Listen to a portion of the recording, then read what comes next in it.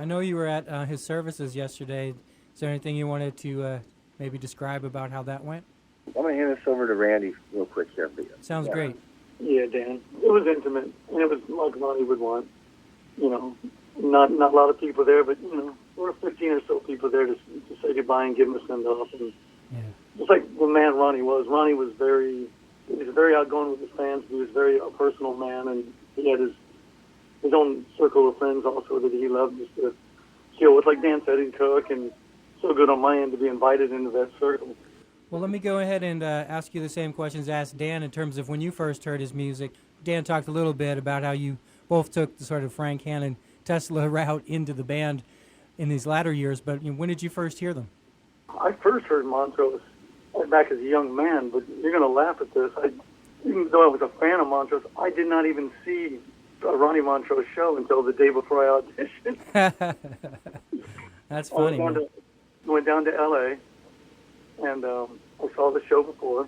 With Kelly Atwell was filling in, singing for Ronnie, and I went and saw that show. I think Ronnie wanted me to see what he had going live, and 9. Actually, it was supposed to be 12 the next day, and he called me and said, "Can you make it 9?" And for 9 the next morning, I went in and did about 4 half songs, and he basically said, "I'll give you a call." And he called me the next day and said, "I'll see you in Folsom." 9 a.m. isn't really the best time of day to sing Bad Motor Scooter and things like that. What's funny, because he goes, "Let's see what song you can do," and then he goes, "You know what? Why am I picking out a song? Nobody should ask a singer to do an audition at 9 in the morning. You pick a song." But we're really to further speak more what Dan was saying. Ronnie was looking for an all-around singer for his music, and I think a lot of people came there ready to so to speak, put their Sammy on. Yeah. It was definitely, when I went into the Gamma on like Voyager, I started, doing that, and as soon as I started singing it, he's behind me, stomping his foot on the ground, going, "Go, Randy, go." Nice. And I felt pretty good about it at that point. Yeah.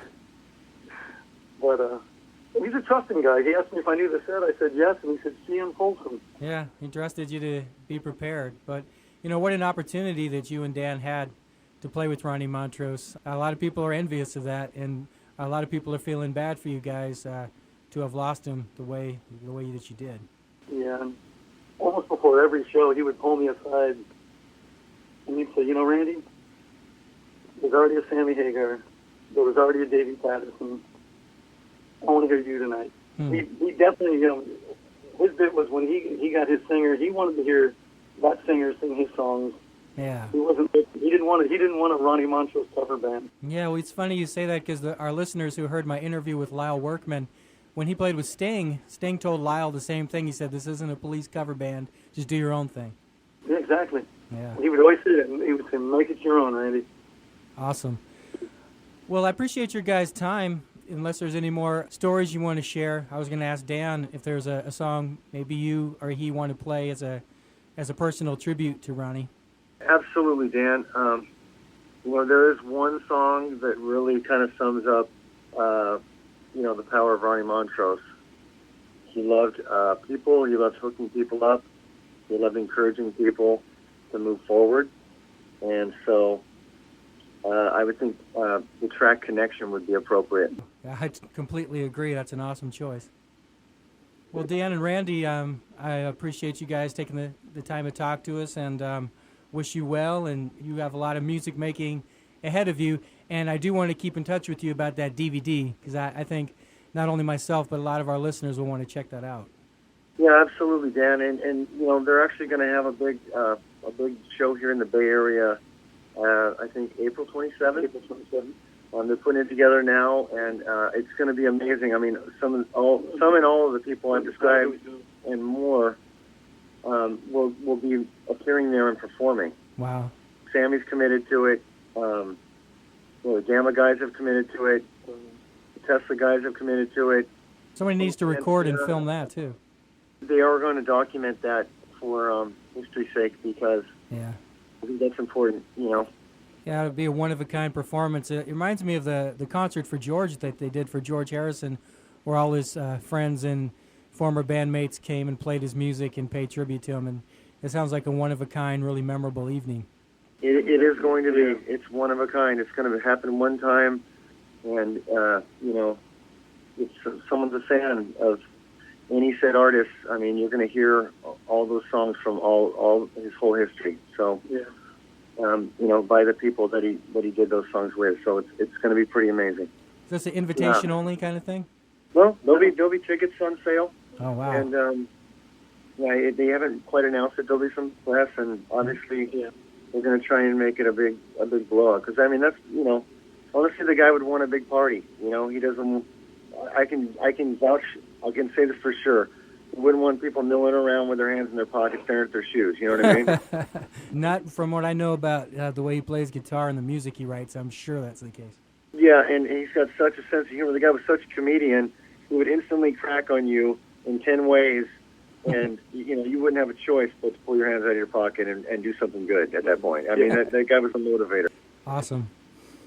Okay, well, I'm going to let you guys go, and we're going to listen to the song Connection. This is from Montrose's second album, Paper Money.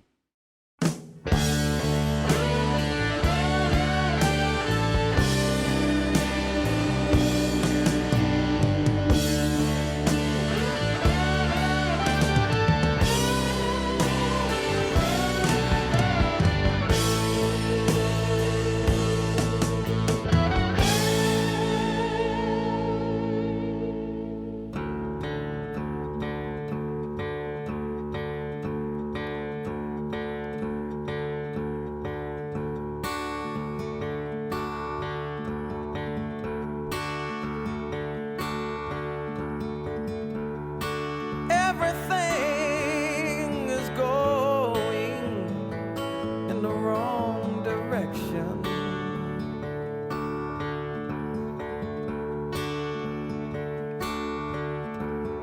Doctor wants to give me more injection. Yeah.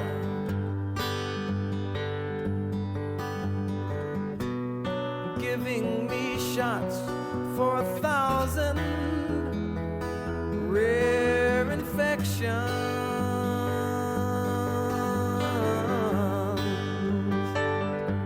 And I don't know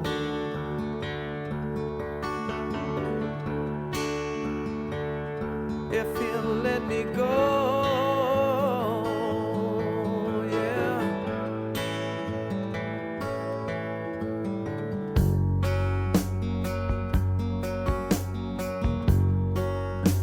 I just can't make no connection.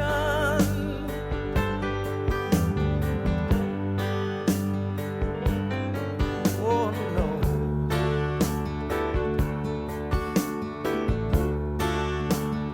All I wanna do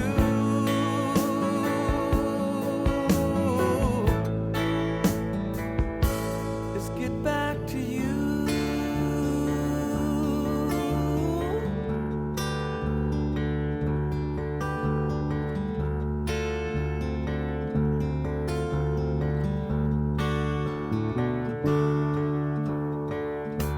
My bags and they get a very close inspection. Yeah.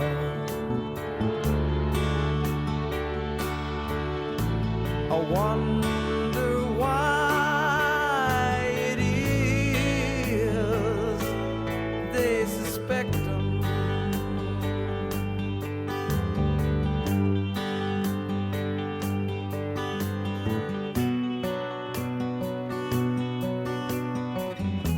They're trying to add me to their collection.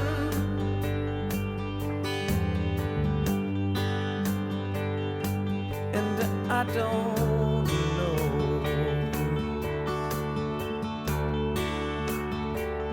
if they'll let me go. Oh no.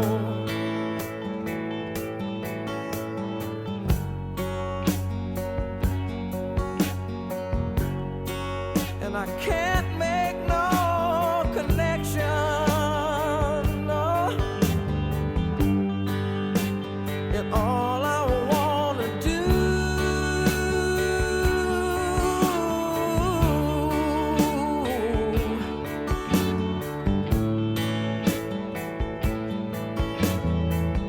Yeah, let's get back to you.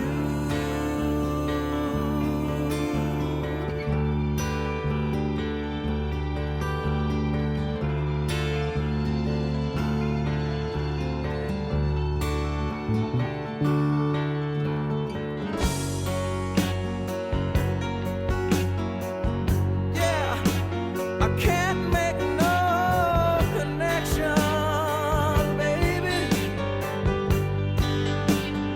All I wanna do, yeah, all I wanna do.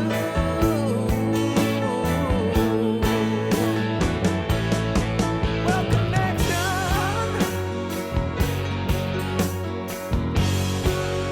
I just can't make no connection, no. All I wanna do, baby, yeah, everything I wanna do, oh yeah.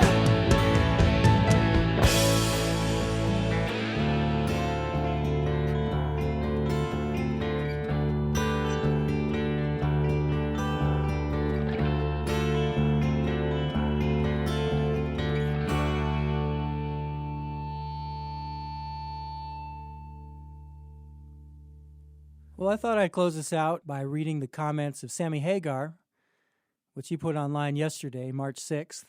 This is what he had to say. For me, Ronnie's passing is the end of an era.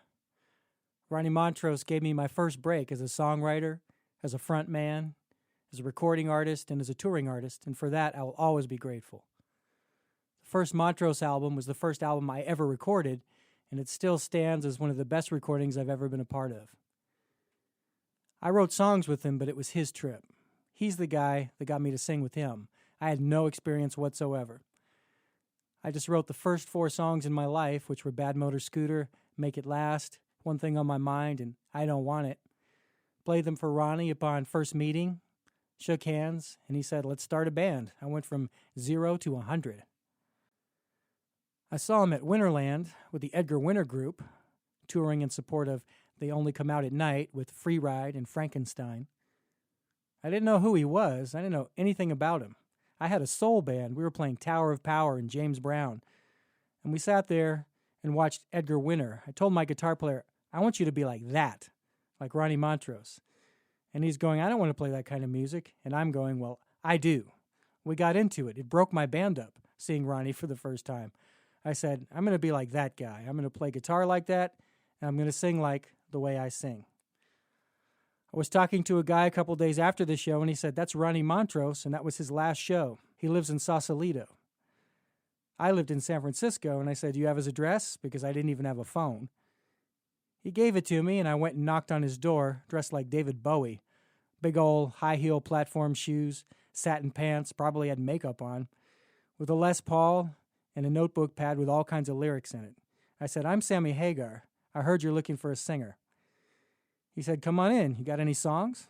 I played him my 4 songs. We shook hands, and he said, let's start a band. Do you know any drummers? I've got a bass player, Bill Church. I had a drummer, Denny Carmassi. Wasn't in my band, but he was my favorite drummer around town. Within a month, we were signed to Warner Brothers Records with Ted Templeman producing, and the first Montrose album was born a month after that. It was the fastest thing I've ever done in my life. Like I said, I went from 0 to 100 in the blink of an eye, all because of Ronnie. He was a changeling. Ronnie never liked to stick with anything. We made one of the greatest hard rock, heavy metal albums of all time with that first Montrose album, and then he didn't want to do that anymore. Nah, we've got to have better songs. We've got to change our image. That kind of music is out. Boy, he was just laying it on us. Ronnie really liked to change immediately. We butted heads and I got thrown out of the band, but I carried on with that first Ronnie Montrose I saw. What I learned from Ronnie Montrose I still utilize today when I step on a stage. I try to keep the energy up and the entertainment high. I'd like Montrose to be remembered as one of the pioneers of American heavy hard rock, and certainly one of the great hard rock guitar players. But he was more than that. He was really versatile. If you're going to remember him for anything, put on that first Montrose record. The only positive I can grab onto is the fact that the music will live on. It's a shame to lose Ronnie, and I'm so sorry for his loved ones. Rest in peace. This podcast was recorded at Mojo Recording Studio in Phoenix, Arizona. It was engineered by Mike Post. Once again, I'd like to thank J.K. Northrup, Michael Byer, and Lauren Wood. Extra special thanks to Dan McNay and Randy Scholes from the Ronnie Montrose Band. Thank you for listening. I'll be back soon with another interview. Until then, here's more Ronnie.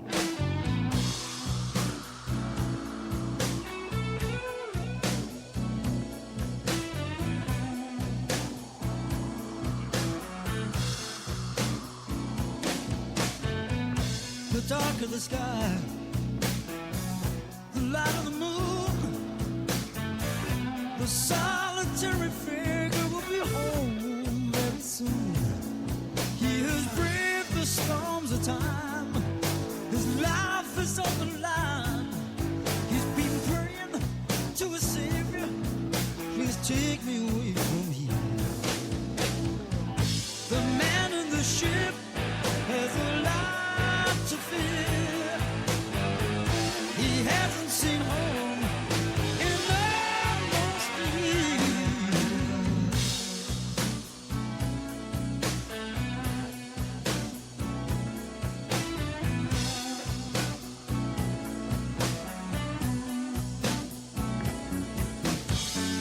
When darkness falls, he goes by the stars, getting directions from Jupiter and Mars. It was he who created this life. He is fighting for his life. He is longing to see his wife and his family. The man in the ship has a lot to fear. He hasn't seen home in almost a year.